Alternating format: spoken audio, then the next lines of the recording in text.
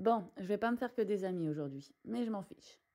Je te montre toutes les étapes pour bien réussir une peinture sur la faïence. Ça commence par un lessivage avec un bon dégraissant, car sans ça, ta peinture, elle va pas accrocher. Et n'hésite pas à redoubler d'efforts si c'est pour la cuisine, car le dépôt de graisse empêche ta peinture d'accrocher. Maintenant que ça a bien séché, je viens protéger mes petites dalles en PVC. J'applique un acrylique que je viens lisser avec une éponge humide. Maintenant que les supports sont bien préparés, on peut passer aux choses sérieuses. J'ai choisi la peinture V33 que tu trouves chez Leroy Merlin et tu viens mélanger jusqu'à obtenir une texture homogène et épaisse. Tu utilises un petit rouleau en mousse et c'est parti. Alors n'hésite pas à bien croiser ta peinture et à bien appuyer dans les joints. Et tu finis toujours dans le même sens et sans appuyer trop sur le rouleau pour pas que ça fasse de traces.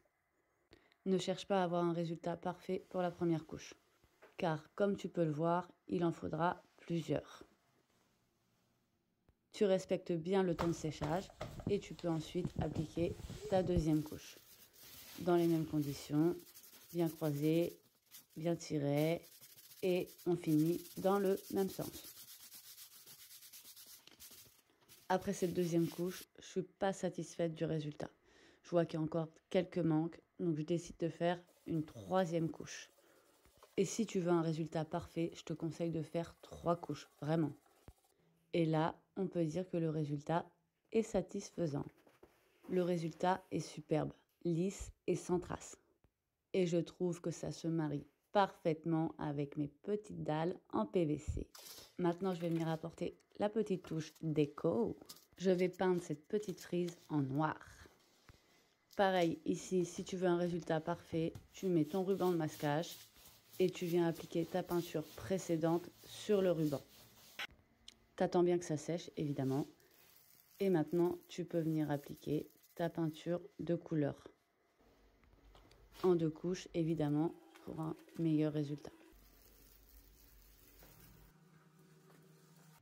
Et maintenant, admire cette finition.